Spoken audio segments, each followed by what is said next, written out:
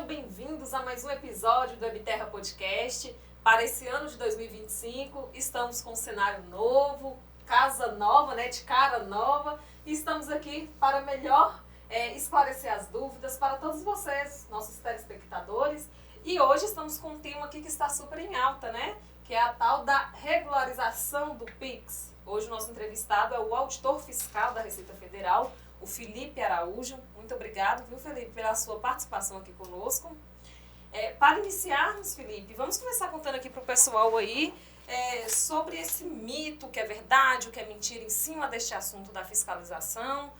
Você já está na Receita aí desde o ano de 2007, tem uma vasta experiência aí. Conte um pouquinho para a gente sobre a sua função lá de auditor fiscal e, em sequência, sobre este assunto, fiscalização do PIX.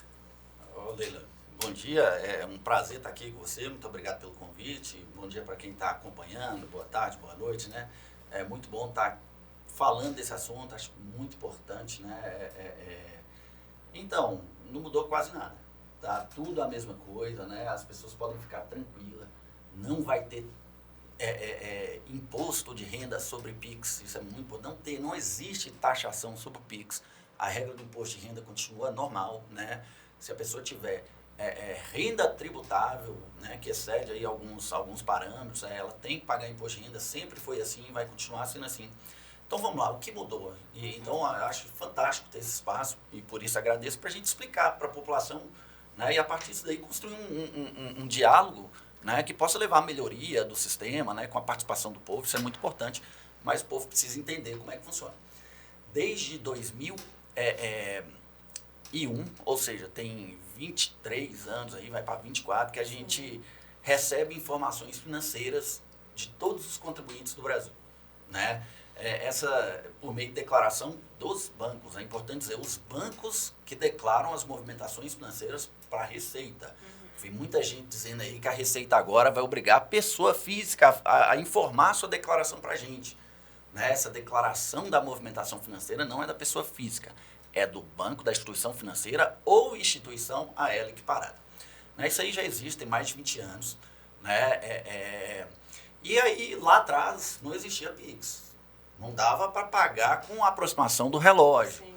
Não existia pagamento por aproximação, não existia a maquininha do cartão, aquelas várias maquininhas, Então essa informação chegava para o banco, depois o banco passava para a gente sempre soube que alguém tinha um PIX, A gente sempre soube disso. Agora, o que mudou agora, essa norma de setembro de 2024, com exigência, com vigência, a partir de dia 1º de janeiro de 2025 desse ano, o que mudou foi que as maquininhas também vão passar direto para a gente, E mudou também os valores, que antes as movimentações mensais, pessoas físicas, por exemplo, era 2.000. Agora não precisa informar 2.000 o banco, É só a partir de 5.000. Então a gente sempre teve essa... lembrando que para a pessoa jurídica também, não é informada, antes era 6.000, agora é 15. Então a gente sempre teve essas informações, elas foram melhorando durante o passar dos anos. Existia a Decred, que era aquela movimentação do cartão de crédito também, que gera também muita preocupação, muita dúvida. A Decred passou para a E-Financeira também, então as operadoras de cartão de crédito também fazem essas informações para a gente. A Receita Federal tem esse dado, muito importante ressaltar, que é mantido o sigilo fiscal. Isso legalmente falando, está na Constituição. E aí a primeira dúvida que gerou de muitas pessoas é assim, você está recebendo essa informação, não está violando o sigilo fiscal, melhor dizendo, o sigilo bancário. Sim. Isso é muito importante, isso já foi tema, já foi uma discussão no STF, já chegou lá, já foi discutido.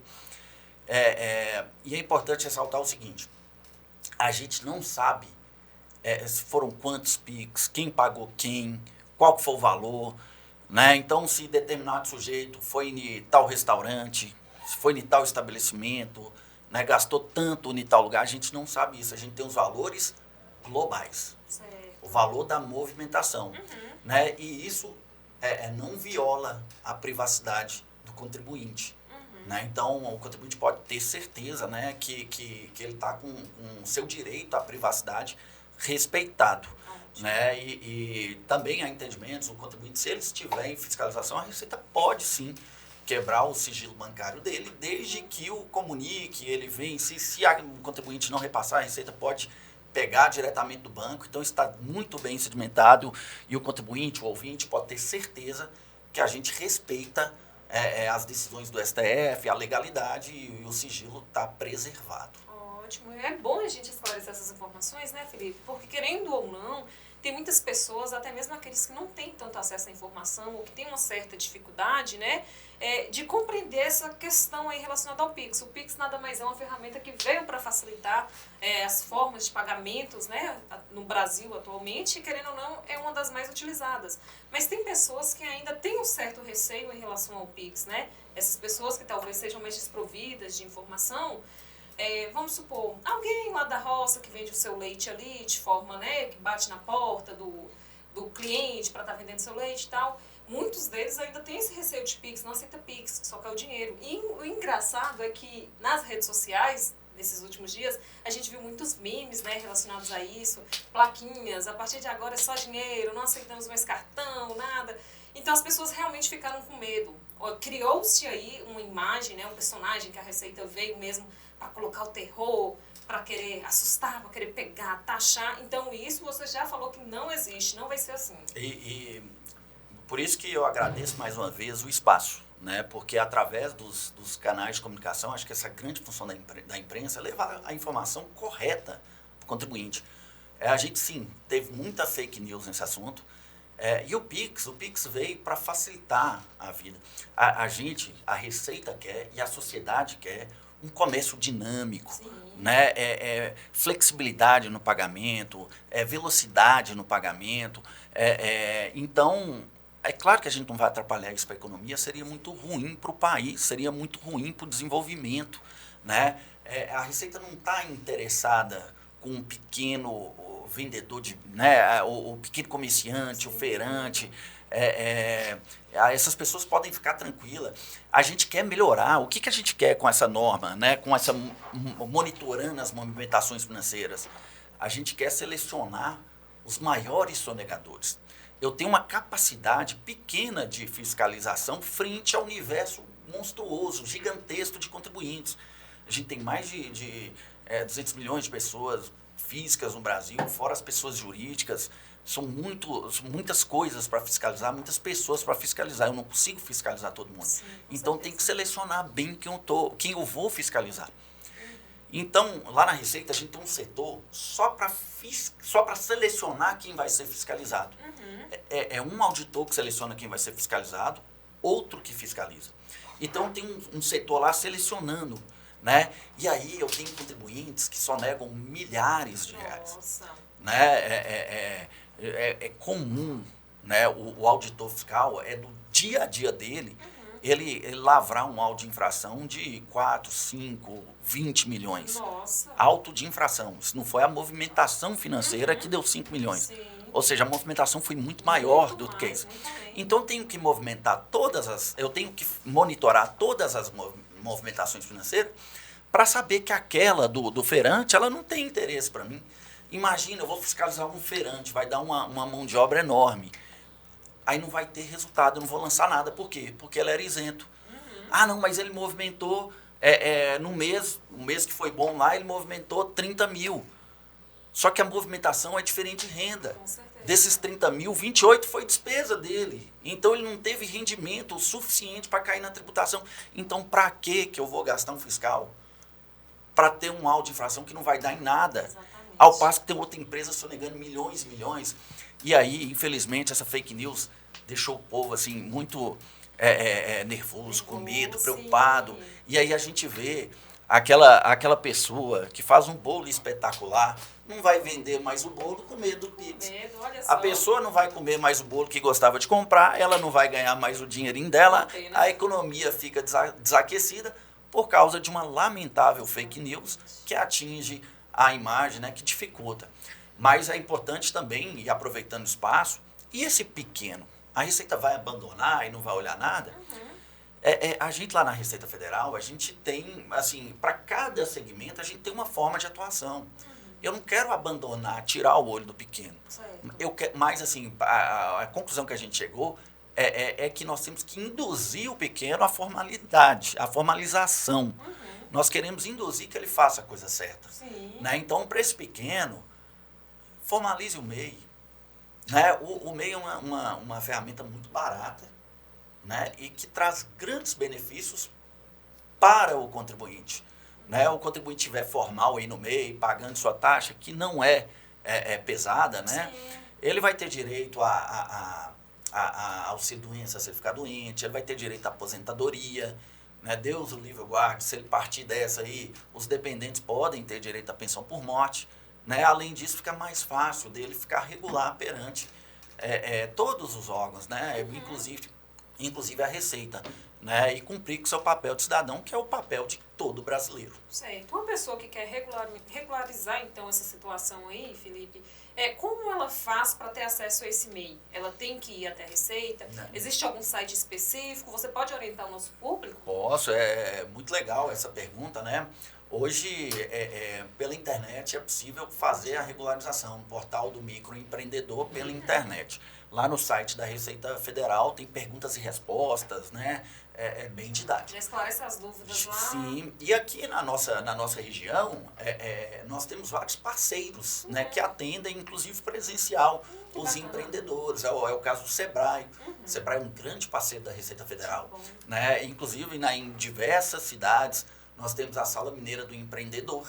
Né? Então não é só nas grandes cidades, nas cidades polos, nas médias cidades. Nas pequenas cidades, né, por meio de parceria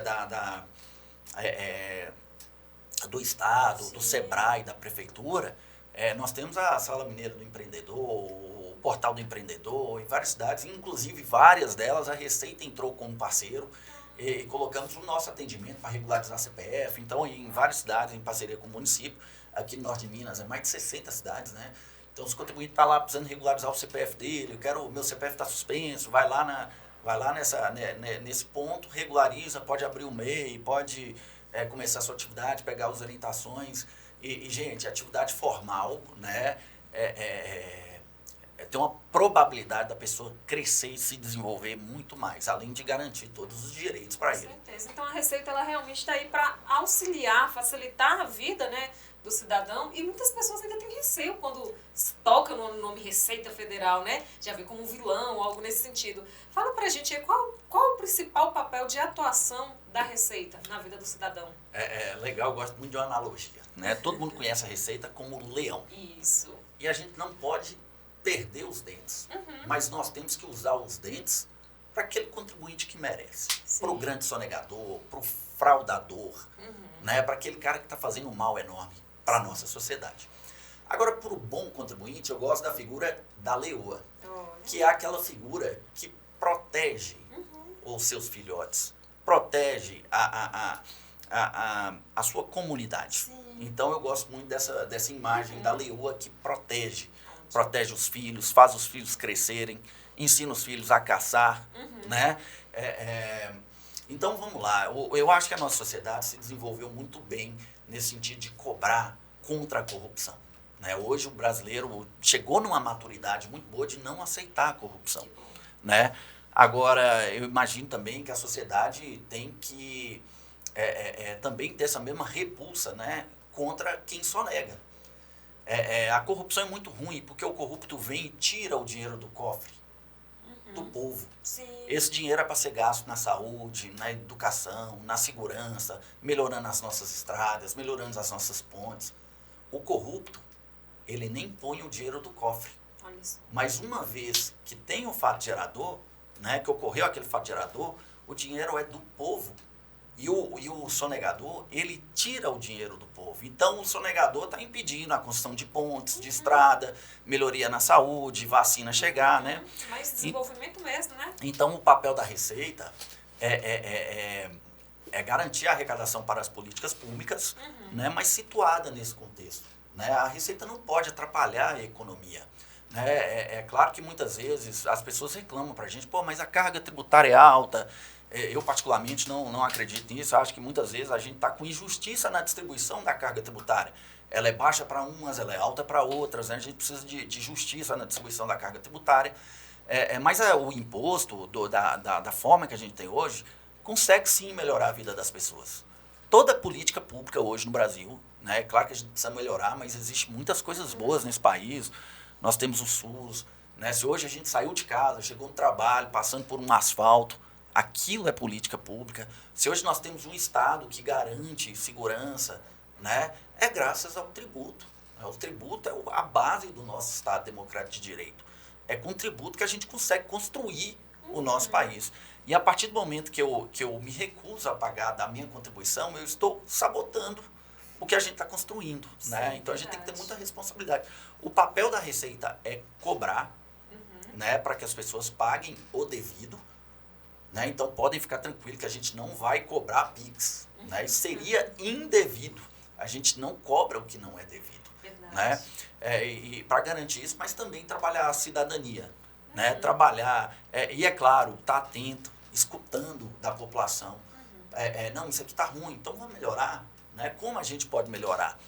Né? Então a gente tem que abrir nossas portas também para escutar da sociedade, para tentar construir alguma coisa mais positiva, cobrando o que é devido. Né? Nós não vamos cobrar imposto sobre movimentação financeira, viu, gente? Não vamos cobrar isso. Importante. Nos bastidores aqui a gente falava sobre essa divisão, né, de funções lá na Receita, e você ressaltou para a gente aqui desse setor específico que faz essa fiscalização, né, que fica ali atento. Você ressaltou que existe uma grande diferença da renda e da movimentação financeira, né? Você pode falar para a gente mais ou menos o que difere uma da outra? Sim, essa notícia, né, que a gente recebe dados, né, de 5 mil reais de movimentação financeira. Lembrando que antes era 2 mil a gente já recebia. Isso vem pra gente, né, levou muitas pessoas a acreditarem que se tivesse um PIX de 5 mil reais, ia ter que pagar imposto de renda. Eu falei, gente, isso não existe, isso não é verdade. Veja bem, o imposto é sobre a renda. Sim. Rendas e proventos de qualquer natureza. Então vamos supor que a gente tem um pedreiro. Muito comum isso acontecer, né? E ele vai fazer uma reforma na casa de alguém. Certo. Aí na reforma ele vai ter que gastar com cimento, com tijolo, com azulejo, com acabamento. Esses materiais a gente sabe que é boa parte do valor da obra. E muitas vezes o pedreiro compra, né? Ou fica de comprar, recebe o PIX para ir comprar na loja de material de construção de confiança do pedreiro. Né? Então ele recebe todo. Aí vamos supor, ele vai fazer uma pequena reforma. Vai gastar 4 mil de material. Sim. E mão de obra R$1.000. Certo. O PIX foi de 5 mil. Né? Mas o rendimento tributável do pedreiro, né, se ele gastou 4 mil com material de construção, foi R$1.000. R$1.000 está isento. Então, para esse pedreiro aqui que está escutando a gente, ele não vai ser tributado. Olha só. Mas ele vai, o banco vai passar essa informação para a Receita? Vai. E a gente vai cruzar com informação de nota fiscal lá do estabelecimento, vai ver que 4 mil foi e nós não vamos nem colocar ele na lista para ser fiscalizado. Para que esse setor, né, na hora que for selecionar quem for fiscalizar, o primeiro que vai cortar é esse pedreiro. Por quê? Porque esse caso específico, ele não tem o que a gente chama de interesse fiscal. Não tem interesse fiscal, pode ficar tranquilo que nós vamos procurar aquelas empresas, aquelas pessoas físicas que estão devendo milhões, que estão movimentando milhões e que não estão pagando aí os tributos devidos para a sociedade. Ótimo. Mas e no caso da pessoa que é CNPJ, né? A pessoa jurídica, é feita essa análise também ou todo CNPJ? Todo CNPJ, pessoa física e pessoa jurídica. Né? O nosso setor, a gente tem, a legislação tributária é bem complexa. Né? E aí a gente divide esse setor de seleção, né? Aí pessoas que olham especificamente rendas de pessoa física, rendas de pessoa jurídica, outros tipos de tributo, PIS, COFINS, IPI, né?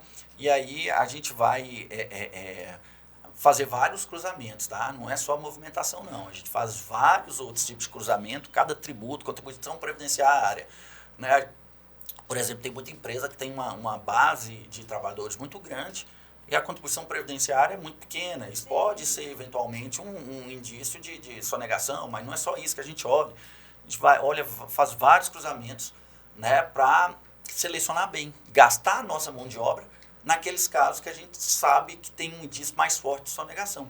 Então, por isso que é importante a gente melhorar as informações que chegam para a gente. Quanto melhor essa informação, melhor vai ser o serviço que a gente presta. Com certeza. Né? Menor vai ser a probabilidade de a gente fiscalizar quem não precisa ser fiscalizado.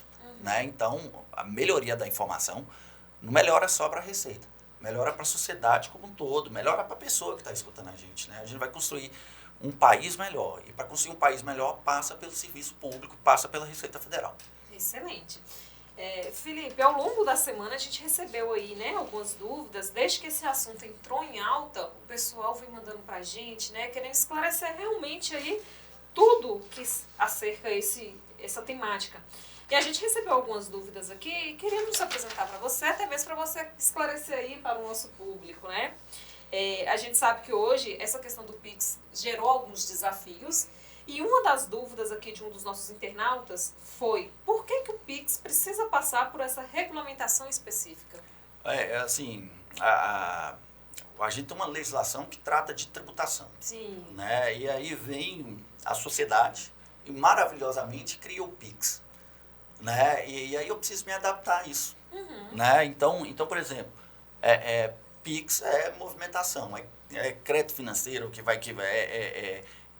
é dinheiro que tá entrando, né? Ele tem esse valor, então tem que monitorar, porque sobre eventuais transações podem ter fatos que sejam de interesse da fiscalização da Receita Federal. Quando eu tenho normas de como o banco vai informar isso, né, isso vai melhorar o tratamento de informação que eu tenho.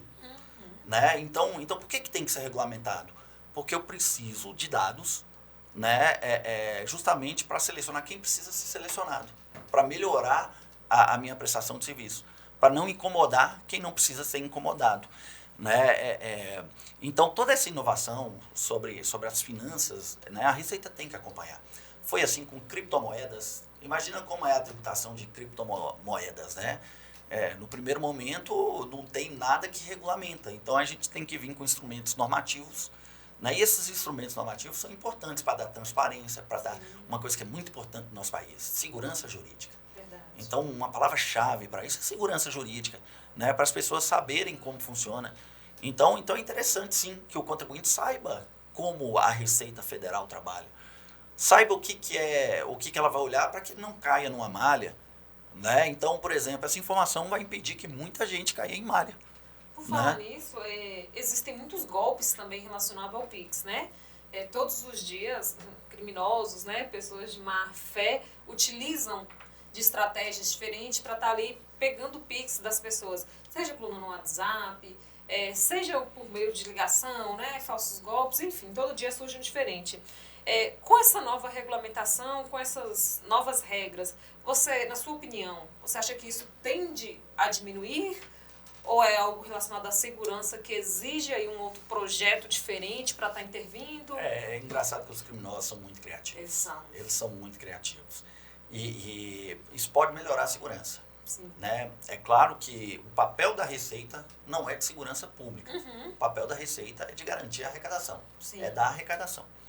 Mas esse criminoso, que normalmente usa laranja, usa um terceiro, ele fica mais exposto. Com certeza. Né? Então, lá na Receita, a gente tem um negócio que é o seguinte: a função nossa não é fazer o papel da Polícia Federal, sim, né? Cada um no seu quadrado. Sim.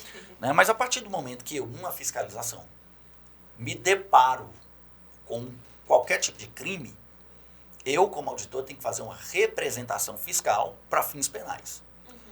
Então, se numa dessa situação, já aconteceu vários casos famosos aqui na cidade, na região, que a Receita, numa fiscalização, descobriu um determinado tipo de crime, encaminha para o Ministério Público Federal, o Ministério Público Federal encaminha para a polícia para fazer um inquérito, e desse inquérito, né, vários casos, talvez os mais famosos de corrupção da cidade, começou assim na Receita Federal.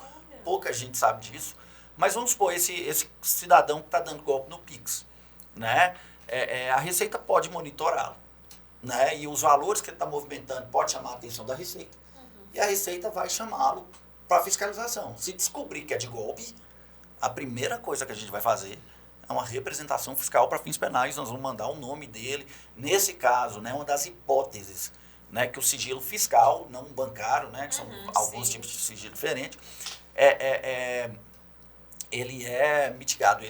A gente pode quebrar o sigilo fiscal dele e mandar para o Ministério Público, para que o Ministério Público, que é o titular da ação penal, né, possa promover aí a responsabilização penal contra esses criminosos, né? Então, essa ferramenta, quando eu falo que ela vai melhorar o nosso ambiente de negócio, vai melhorar a nossa...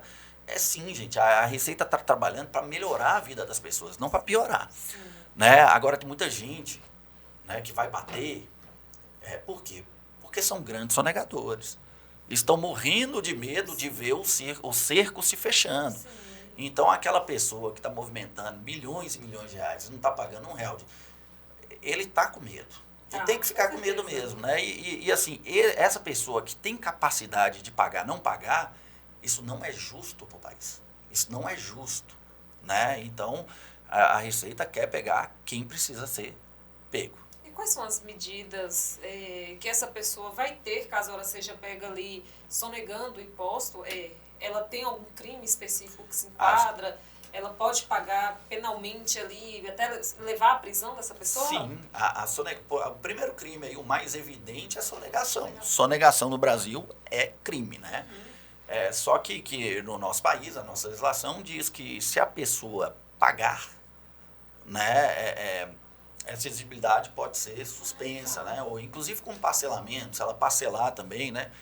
Então, é muito comum a gente, numa fiscalização, detectou um caso ali, não simples erro, né? Às vezes a pessoa errou o cálculo, né? Errei a minha alíquota, paguei um pouco a menos, a Receita pegou, né? Pode ser que não se configure crime, né? Mas em muitos casos é crime, é fraude, né? Uma fraude fiscal.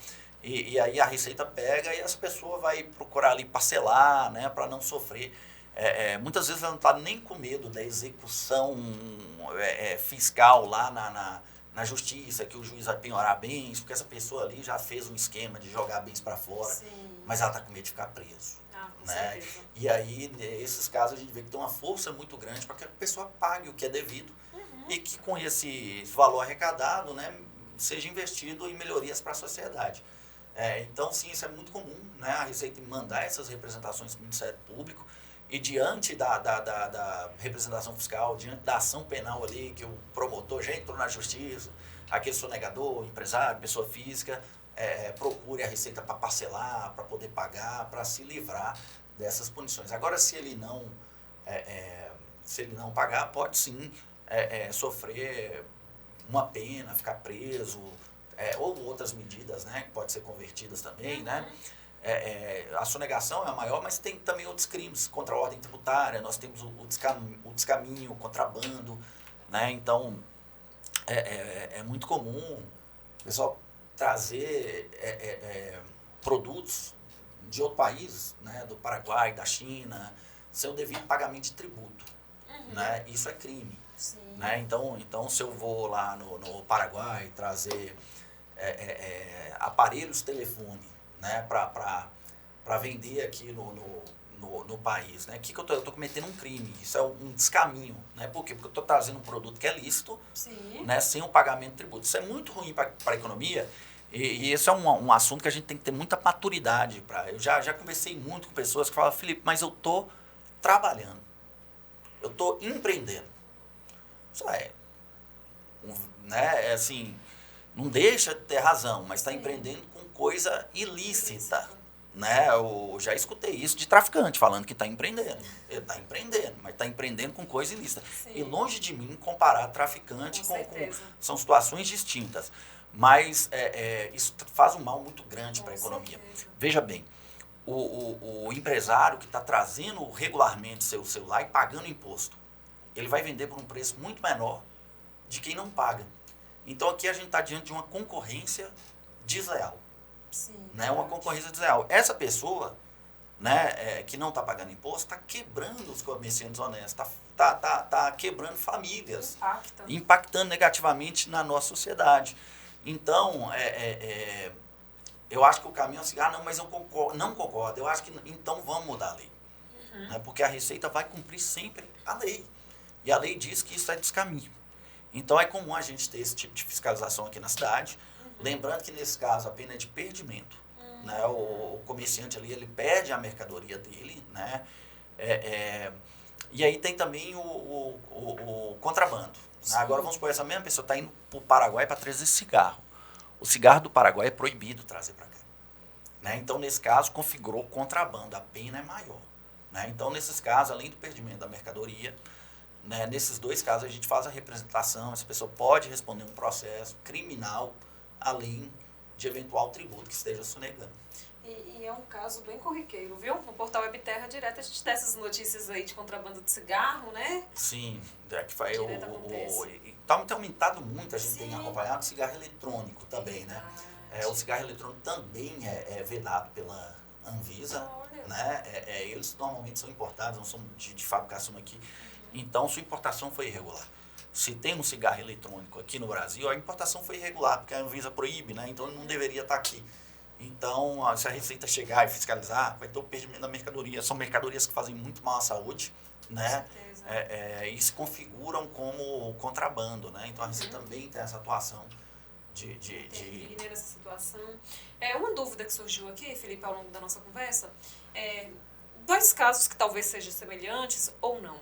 Quando a Receita realiza uma operação, vai na residência da pessoa ali que foi fiscalizada, que foi investigada e não encontra bens em relação de dinheiro, quero dizer valores, não encontra na conta dessa pessoa valores, mas encontra bens. Esses bens ou mercadorias, né, em caso de contrabandos, o que a Receita faz? É devolvida depois que a pessoa regulariza a dívida que tem? Ou vocês apreendem e essa pessoa não tem direito mais a receber? Como funciona essa questão? Para as mercadorias que foram objeto de contrabando ou descaminho, então vamos dar um exemplo. É um comerciante de celular. A Receita apreendeu o celular que foi fruto de descaminho. Certo. A pena prevista na lei é de perdimento. Essa pessoa perde o bem. Suponhamos que a pessoa foi com carro próprio no Paraguai, Sim. lotou o carro de aparelhos eletrônicos, celular, videogame, e vem, além da mercadoria, também perde o carro. Olha só. Né? E quem disse isso? A lei. Isso não é coisa da cabeça do fiscal, não. O fiscal aplica a lei. Esses bens podem ter destinações específicas.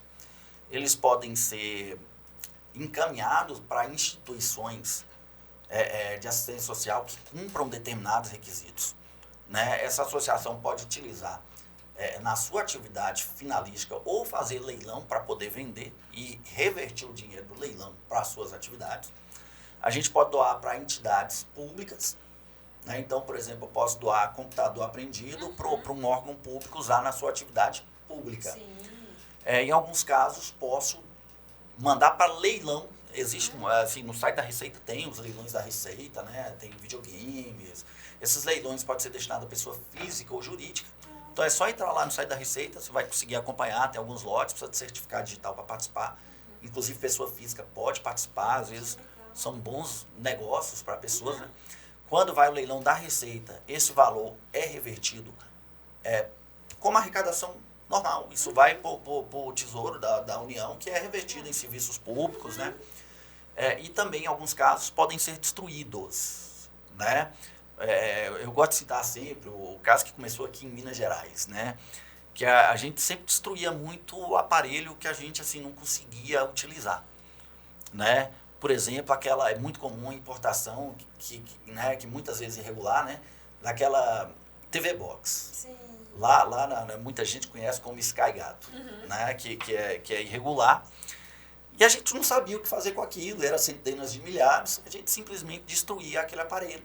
Nossa. Até por desconhecimento nosso, né? Assim, ele serve para quê aquele negócio? Para roubar sinal de quem não conhece. É uma caixinha que rouba sinal de TV por assinatura.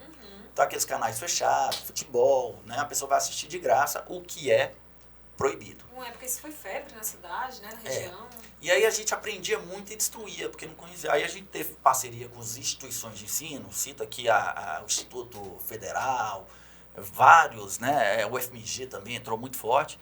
E eles foram ver o que dava para fazer com esse negócio, que não só destruir.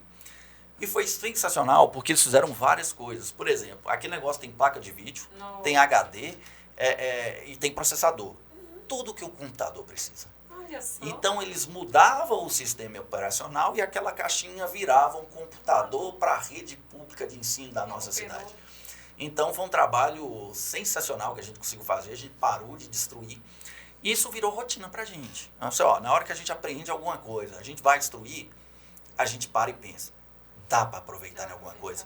Dia desse nós aprendemos uma cachaça irregular, que não podia nem ser chamada de cachaça. Nossa. Era álcool etílico misturado com algumas coisas assim, que faziam um mal enorme, né? Nossa. Pela legislação do IPI, tinha previsão legal de perdimento.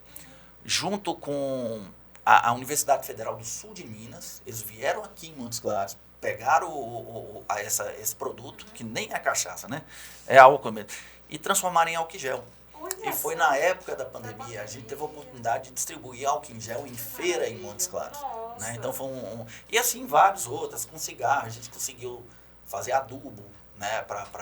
Né? Então a gente, né, em parceria aí com os nossos colegas da educação, que são muito criativos, né? A gente está conseguindo dar destinações sustentáveis, né? Para várias mercadorias. Um caso que ninguém sabia, né, disso. Praticamente poucas pessoas têm acesso a essa informação. Que bacana isso, né? Uma iniciativa muito boa mesmo. Que é em prol da sociedade, né? Que visa ali a melhoria de uma comunidade como toda. Uma outra dúvida aqui que agora surgiu, Felipe, a gente está numa era aí de jogos de azar, o tal do jogo do tigrinho, e o que a gente mais escuta quando a gente abre aí os stories, né, desses influencers, desses blogueiros, são a questão do Pix. Pix pra cá, Pix pra lá, eles mandam uma movimentação, assim, tiram prints, né, e divulgam uma movimentação grande de prints com valores altos que entram ali na conta, claro, de forma para atrair as pessoas para querer jogar, entrar nessa onda do jogo, do vício.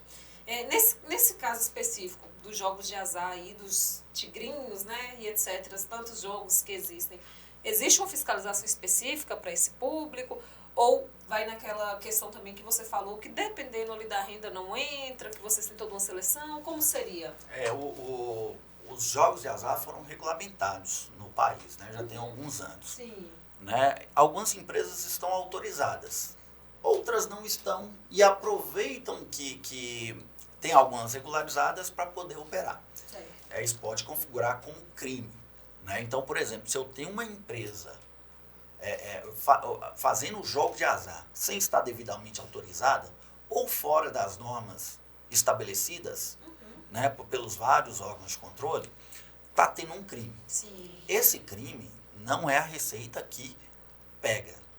Esse crime tem um Ministério Público que vai correr atrás, né, especificamente. Só que essa eventual renda que a pessoa tem ali essa renda pode ser objeto de uma fiscalização tributária.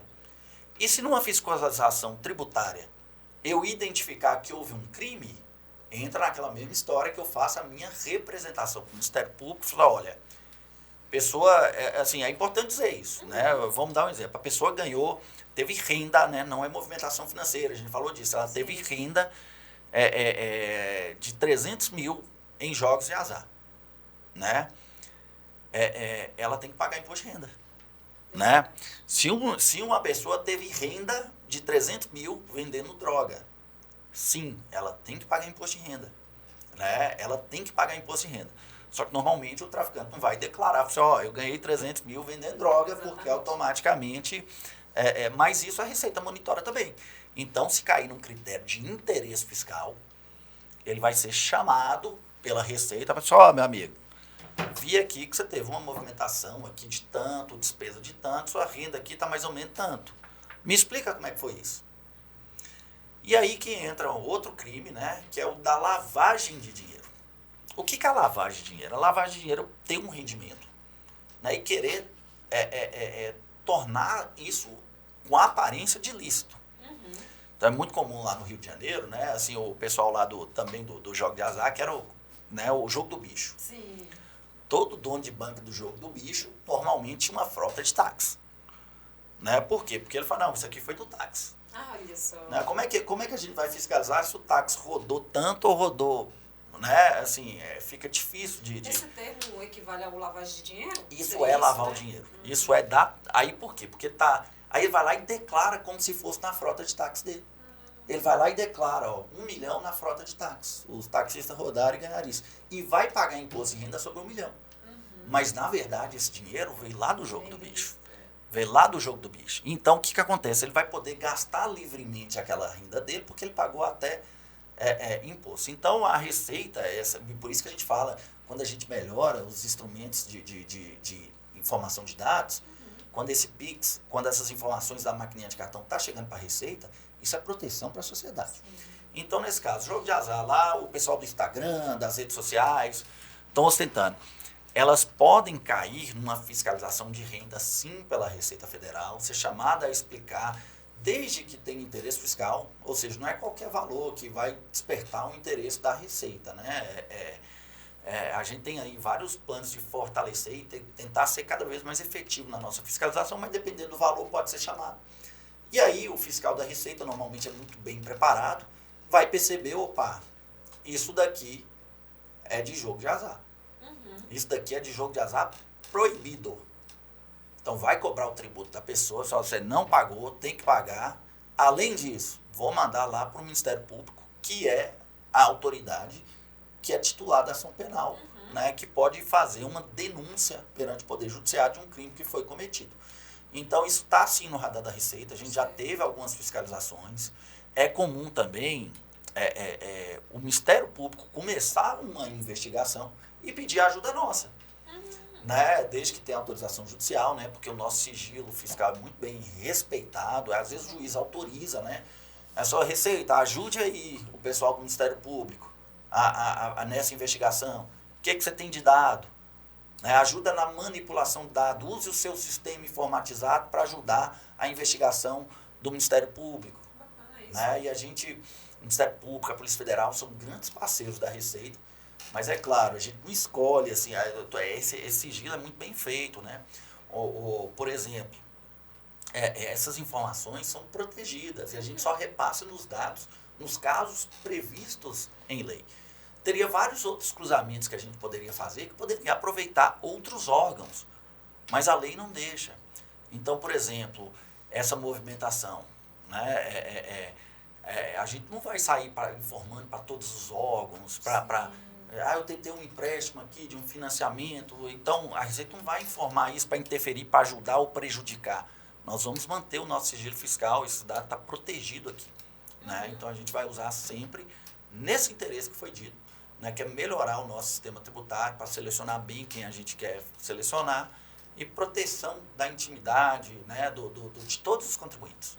Nesse caso dos influencers, que são pessoas que mostram diariamente ali esses ganhos, né? São as pessoas que estão sempre mostrando os PIXs que recebem.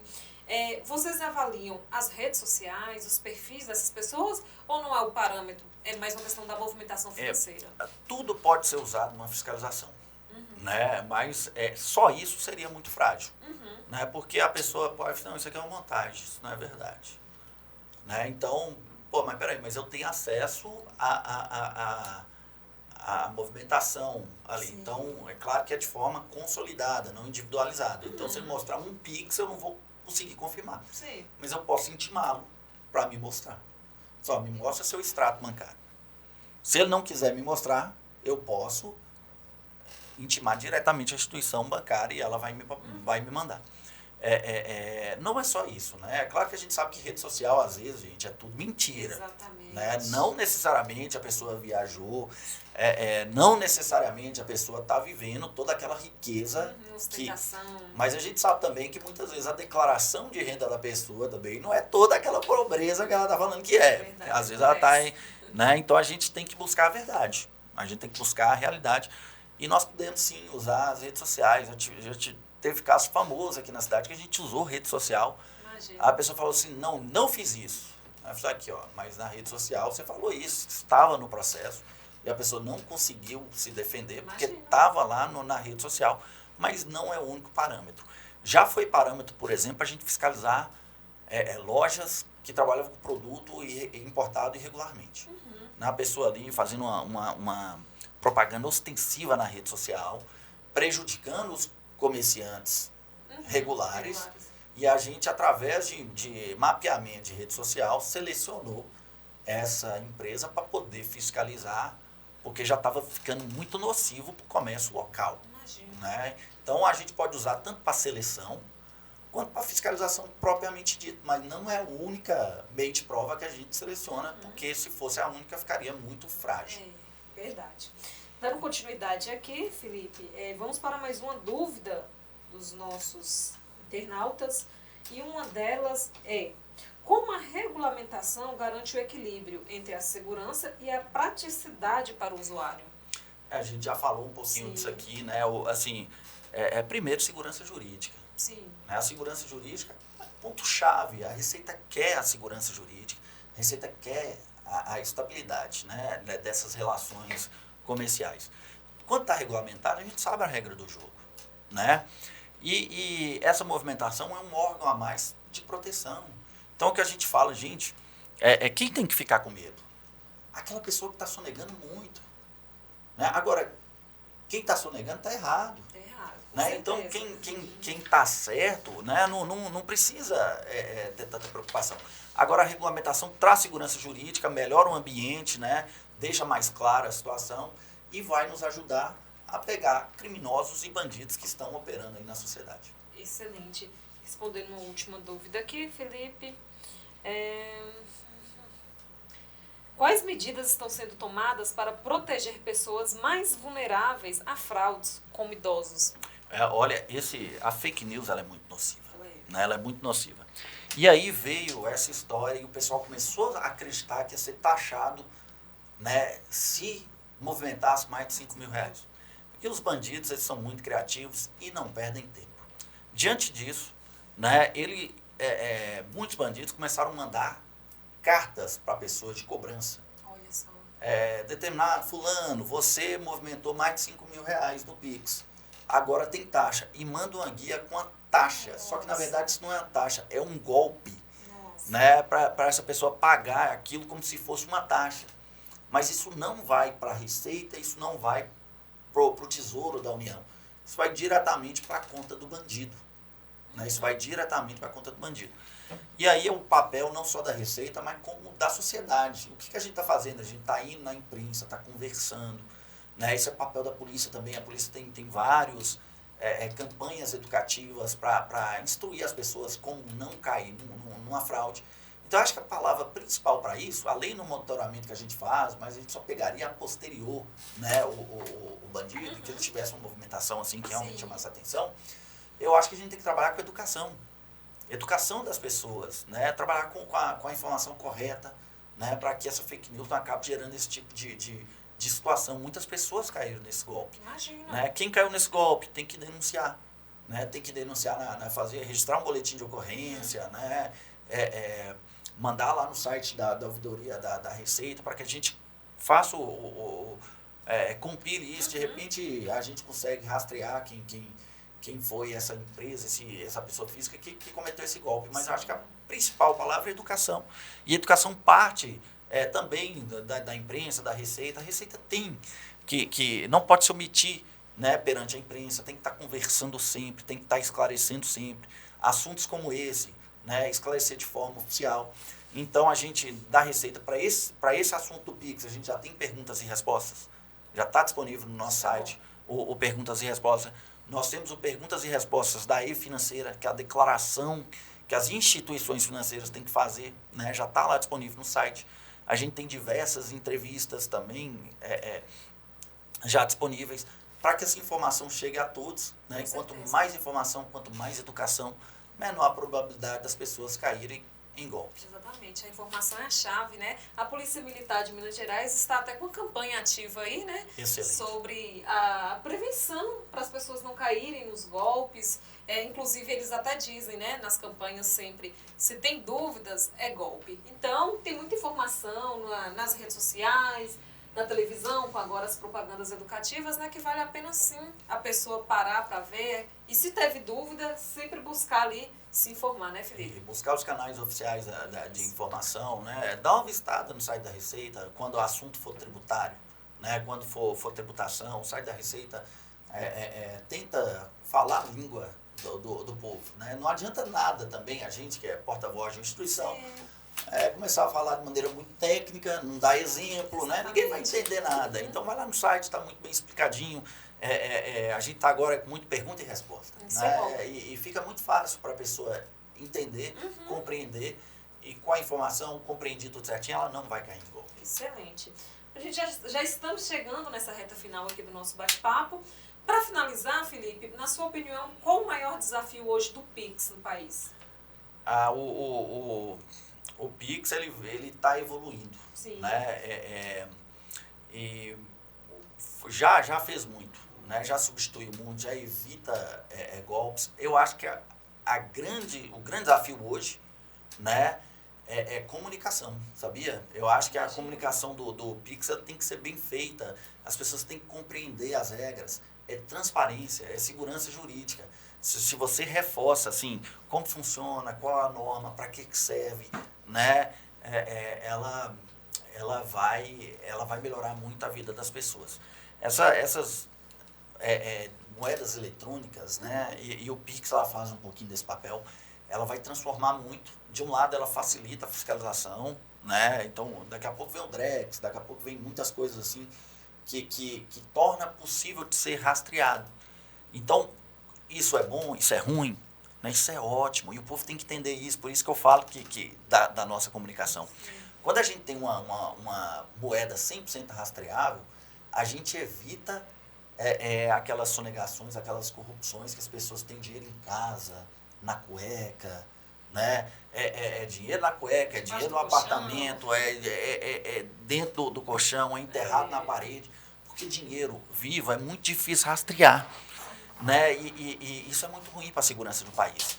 Isso o crime pode utilizar, sonegadores podem utilizar, corruptos podem utilizar. Então isso é muito ruim. E quando a gente fala Pix, fala Drex, você fala, mas tudo vai ser rastreado? Isso pode ser ótimo, isso é ótimo para a população, porque a gente evita diversos crimes. Mas muitas pessoas acham que isso vai ser ruim, porque ela não paga imposto de renda e vai ter que pagar como se a gente tivesse interessado no pequenininho. A gente está interessado em fazer um país melhor, né? Nós vamos atrás dos grandão, nós vamos atrás dos bandidos. Né? Então, talvez, quando a gente fala o grande desafio é comunicação, é levar transparência, levar segurança jurídica, levar essa informação para as pessoas, para que as pessoas possam ficar tranquilas, né, e empreender. O que eu mais quero é cobrar muito imposto de renda da pessoa porque ela ganhou muito dinheiro. Então a pessoa sair da informalidade, do vendedor de bolo, e abrir uma grande rede de vendas de bolo, trabalhar de forma tranquila, ganhar muito dinheiro e pagar o imposto. É isso que a Receita quer, desenvolvimento econômico, que as pessoas prosperem, que as pessoas movimentem a economia e cumpram e se desenvolvam normalmente. Exatamente. Para finalizar, então, esse é o recado que você quer deixar para a população. Exatamente. Né? E podem ficar tranquilos, né? E não caem em fake news, né? Muito cuidado com as fake news. Empreenda, né? Movimente a economia, continue movimentando. Isso é importante para o país. E vejam a Receita, né, como uma leoa que vai proteger a nossa sociedade. Excelente, então. No mais, é isso. O episódio do Webterra Podcast fica por aqui. Com certeza esse assunto foi de grande valia, né? É um assunto que realmente deve ser falado, deve ser divulgado para esclarecer aí qualquer tipo de dúvida, né? Que o nosso público venha a ter. E no mais, quem quiser procurar a Receita para outras dúvidas que surgir, Felipe, qual seria aí o meio? Nós temos o chat, né? Dá para a pessoa ser atendida em chat lá no site da Receita Federal, né? Nós temos também o nosso atendimento presencial. Nós mudamos de endereço aqui em Montes Claros, né? A gente foi lá para o Ibituruna, éramos lá na Avenida Sanitária, ali do lado do mercado. Isso. Hoje a gente está lá dividindo o prédio com o TRT, uma excelente iniciativa, né? A gente vai deixar de pagar, já deixamos, né? De pagar o 14º aluguel mais caro do país na Receita Federal, para não pagar aluguel, dividindo com o TRT, uma iniciativa muito bem sucedida. Isso vai economizar mais de R$1 milhão por ano, ou seja, a Receita também está preocupada com o gasto, né? A gente também quer dar o exemplo, junto com o TRT, grande parceiro nosso, e além disso a gente divide essas despesas, né? A gente só não economiza, né? A gente além disso divide manutenção, água, luz, telefone, limpeza, e essa iniciativa que começou em Montes Claros, né? Espalhou para Minas inteira. Hoje teve alguns gastos que o TRT foi para o prédio da Receita, né? Então foi uma iniciativa que gerou uma economia grande. Nós estamos lá no Ibituruna, lá no prédio da TRT, né? O atendimento na parte da tarde, tá? por meio de agendamento, né? Pode ser feito agendamento pelo site, né? E também a ouvidoria é um bom canal da Receita Federal no nosso site, né? Se tem alguma denúncia, isso pode ser encaminhado pela ouvidoria, que vai ser tratado, né, de maneira sigilosa, né? E da melhor forma possível. Importante. No mais, é isso, Felipe. Agradeço demais a sua participação conosco. Eu que agradeço. Foi ótimo estar aqui com vocês. Que bom. E no mais é isso, nosso episódio fica por aqui. A você eu agradeço a sua audiência e nos acompanhe no próximo episódio. Até mais. Tchau, tchau.